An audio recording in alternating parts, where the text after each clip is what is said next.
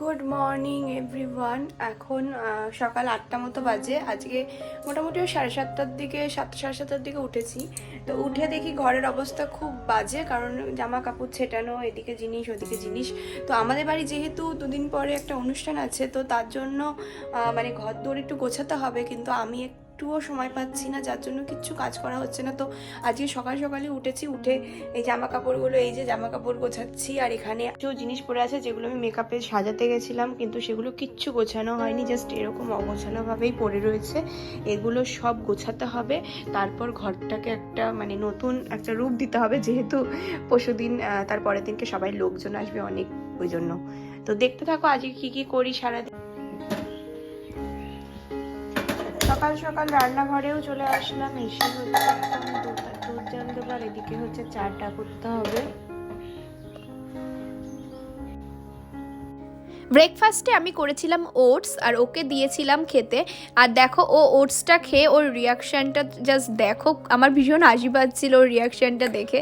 তারপরে এটা করেছিলাম আমার শ্বশুরমশাইয়ের জন্য, এটা হচ্ছে আগের দিনের ভাত ছিল, সেটা ভেজেছিলাম। আর এখানে ভাইয়ের জন্য হয়েছিল রুটি আর ভাজা, যেই ভাজাটা দিয়ে ভাত ভেজেছিলাম সেই ভাজাই কিছু ছিল।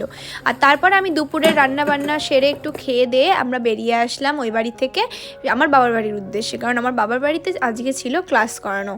আর এই দেখো আমাকে দেখে টফি জাস্ট দৌড়ে দৌড়ে আমার কাছে চলে এসেছে, আর এরকমই পাগলামো করে আমাকে দেখে। আমার সঙ্গে সঙ্গে কিন্তু প্রসেনকেও ভালো মতোই চিনে ফেলেছে টফি।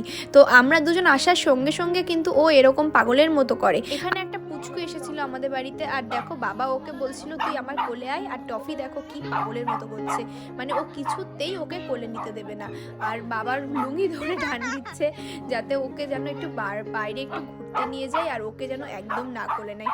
আর সেটা দেখে আমার স্টুডেন্টরা তো একদম লাফিয়ে উঠেছে যে দিদি চলো তুমিও একটু করো, তুমিও একটু করো। ওরা আমার হাত ধরে রয়েছে, আর এদিকে টফি দেখো সমানে চেঁচিয়ে যাচ্ছে। এইভাবে দুটো ক্লাস কমপ্লিট করার পরে, যেহেতু বাচ্চাদের এক্সাম চলছে, তো কিছু বাচ্চা এসেছিল না, মানে আমাকে আর বোনকে তারপরে চা করে দিয়েছিল। মা বললো র চা করছি, কিন্তু দেখো এখানে দুধ চা করে নিয়ে এসছে।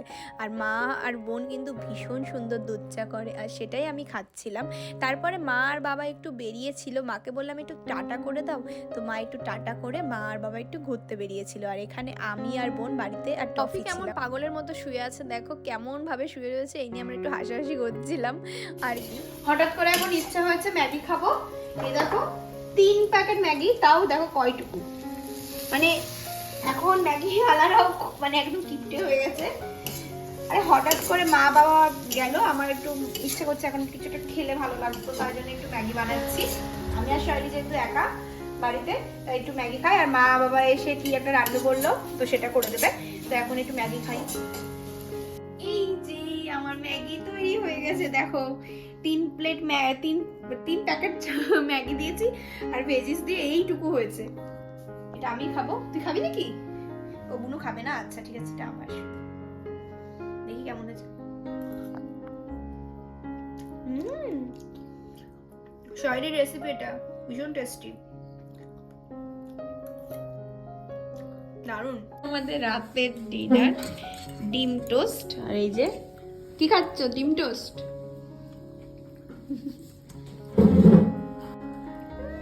গরম।